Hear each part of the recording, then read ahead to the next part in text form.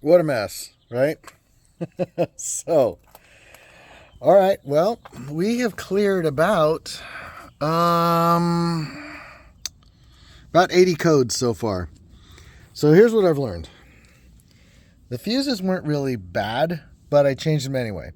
And once we got in the fuse box, we thought that the water had come all the way, up here because, all these fuses were nasty and dirty. Well, what it turns out happened was I talked to the original owner of this car, and the water line was what the insurance company said.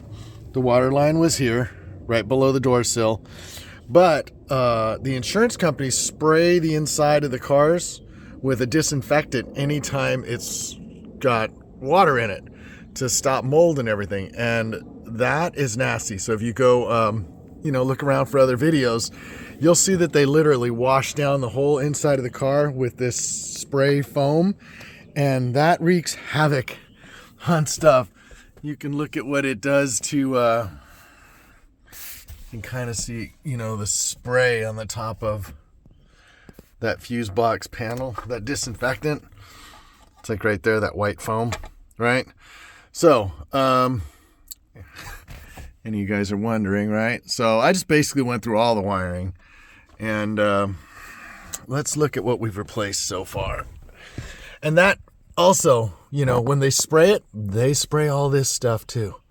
So even if you had a good radio and you had a good control and all that stuff worked, and they spray the dash too, that might not work. Fortunately, in this car, the dash is 100% operational. This row of switches works.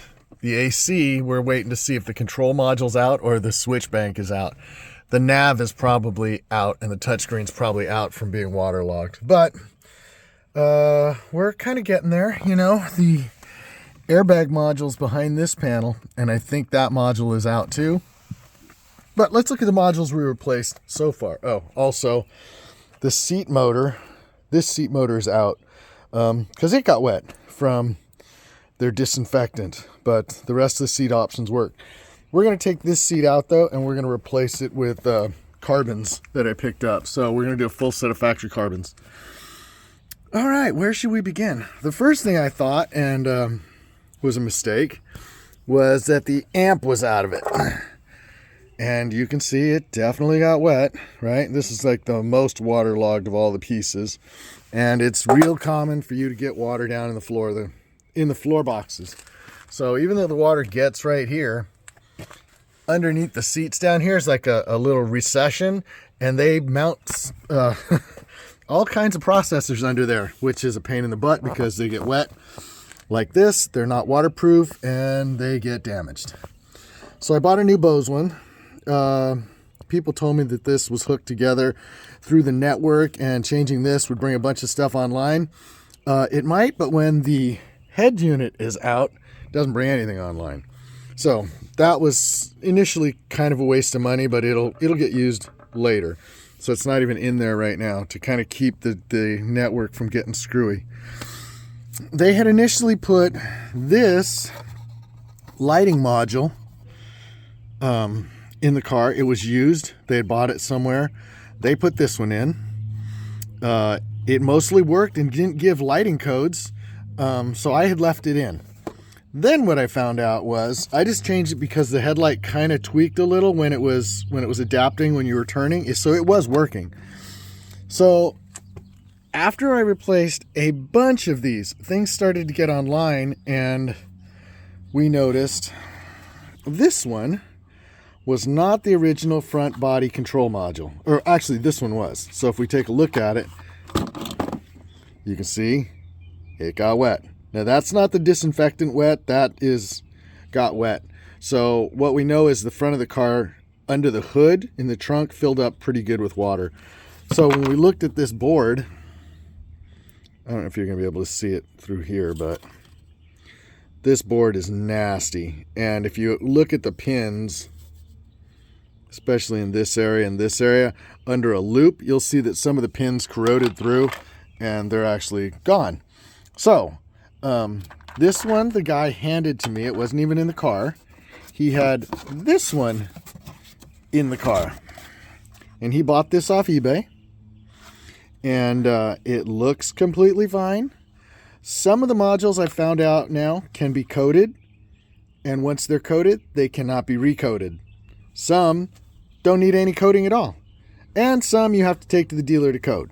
So I ended up getting, the part numbers were right, but it was coded wrong. This was coded for a Cayman, right? So I ended up picking up the right one, putting the right one in the car, which is the front body module. In case you guys don't know which the front body module is, it's that one. So I put the front body module in, and when I put this in, wow, all kinds of stuff like the lighting module and other things came on board and said, wow, we're operational now, and now we're talking. We don't like what we're hearing. So it needed to be replaced. Once I replaced it, it gave me lots of other codes. Something interesting, this 614 Bosch type relay is not the correct relay for this car. So that's a problem. So I just ordered that. I mean, it's the right relay, but it's not supposed to be item 614. Underneath all these grounds, those ones still lit? No, those are tight. This one, little bit of corrosion, enough where I was getting a voltage drop. So I had to clean all those up. This one is the tire pressure monitor sensor, which everybody has problems with. This one had gotten really corroded. It wasn't underwater, but moisture was getting in the trunk, and then it turned into an environment in here. And when it did, it steamed up inside here, and that module was bad. So we put that module in. It's okay. So far we did front body module. Front body module turned on a bunch of other lights, right? So then all of a sudden the headlights didn't work when I found out this was the wrong one. Or he had given me that one or something. Then there was another one that he had, right? So I actually went to the dealer, bought the right one, put the right one in. That cleaned up all the headlight problems. So far, no wiring fixes, just working on other things. So then, then I looked at the rear body control module, because these go out all the time. And you can code this one. It'll actually run without coding it. But you can see how it see the moisture in there on the pins? This one got damaged from, it sits underneath the driver's side seat. This is really common to go out. But you can code it with a Durametric. So I coded this one, put this in. It lit up the back of the car, which was pretty simple. I mean, you can see there's water in this light. So that light was out. That's the spoiler light. And then also the upper light is out also. You can see water in that one. So those are both on order. Okay, at that point, it kind of started and was not too bad. What was this one? I think this is the tire pressure monitor. That is the tire pressure monitor. Hold on, and I will open it up, and you can see what you'll notice inside modules. Hold on a second. All right, so this is the inside of the tire pressure module. Tire pressure module. Come on, pop out. Oh, hold on one more second. Wait, how does this come apart? Thought it just pushed out real super easy. Hold on, just a little bail. I mean, you guys wouldn't typically be taking this apart. Stand by here. Hold on, guys. All right, there you go. So, look at that. That's kind of what you're going to see. Corrosion all over the board, right? So, change the tire pressure module. Again, there was nothing wrong with the wiring in the car. I just changed the module. Trying to focus with one hand. I changed the module out, and all the wiring issues went away. So that was that one. Like I said, we replaced all the fuses. They didn't need to be replaced. I mean, it's better that I did them, so they're all clean. Then, okay, that's rear body module. Where are we getting to now? PDK. So we drove it. It was fine. It was doing a couple weird things. Had a little bit of a stall speed in the PDK. Took it out. I had 4 codes that were communication codes, odd ones though. So I got a new PDK module. I opened this one up, unscrewed it, just like these other circuit boards. This one had 1 terminal.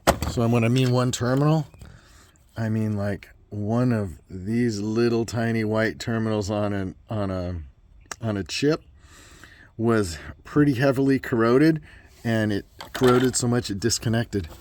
So had it coated, and that cleared up all the transmission problems. So I've since serviced the transmission, no transmission issues now. And the speedometer worked and everything the whole time. This is the power board. I believe this is the reason why the right door does not communicate with the car. Now he got this one out of a different 911. I don't know if it can be coded or not. He said there was nothing wrong with this one, and there was nothing wrong with the one in the car, but I ordered a new one anyway. So kind of getting tired of, people's junkyard parts. This is a little tip for everybody. The car has Sport and Sport Plus in it. So when you go in the Porsche parts manual, you can use either one of these. Now the interesting thing is the part number 997-618-45102 is a generic module. And what they do is they take this module, they change the color board, right? It's basically that's identified by the color. And you can have a blue one, or you can have a black one, or you can have a yellow one or a red one, and no one really knows which ones are which, but it appears this cannot be recoded. So it's interesting right now because this car is a Sport and a Sport Plus car. So it's got Sport Plus, PSM off, normal stuff, and then PSC exhaust.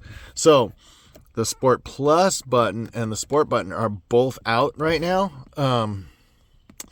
I think that is due to something else that we're going to have to track down. But that's kind of where we are. There's a couple seat sensors that are out. Like I said, I'm going to do the carbon seats next. So that's the update for now, guys. Other than that, I was real lucky because this has the custom shop code, the Zuffenhaus code, Zuffenhausen, however you pronounce that, for the accented leather here, and the carbon seats that I got are also not these ones, are also accented leather. So that'll be the next one, putting those in, and we're going to lose a bunch of seat adjustments, but whatever. It'll be a seat with a little bigger bolster. So that is where we are right now, guys. And we've got the whole back torn out, just in case you're wondering. Trans modules right down there. Those connectors right there. Those ones are not watertight. You could have problems with the white and black connector right there. Everything else so far, that little circuit board right there is the all-wheel drive one. No problems with that one. If you need to know, some of your fuses are back there. Fuel pump relay. 2 other relays. So there's 3 relays on this car in that tray. And then there's a 40 amp fuse. And there's a mini relay, which I have not replaced right here. It's relay 404. It's up, there you go, guys. It's up here. So I had to order that relay, but it's got all new fuses in it. It is getting closer. We are down to about 35 codes. And I bet a bunch of them are common codes. So we're getting there. Whew. And we got to do a trunk solenoid. So the trunk solenoid's out of it too. So a bunch of little stuff. And it's got some relearning to do. So I also learned anytime you disconnect the battery, you got a bunch of stuff to relearn. So it's kind of a pain in the butt. And what else did I learn? I learned something else about this. Oh, to no longer buy the entire evap can, you can just buy the filter, which is cheaper anyway. And I'm changing the evap filter next. So we're getting there. She's almost done. Like I said, it runs and drives now. So that's good news. We can start doing some updates. I think it also has that headlight is out, or that daytime driving light's out. So we're going to work on that next. All right, guys, stay tuned, subscribe, That's just a cool car. It's getting there.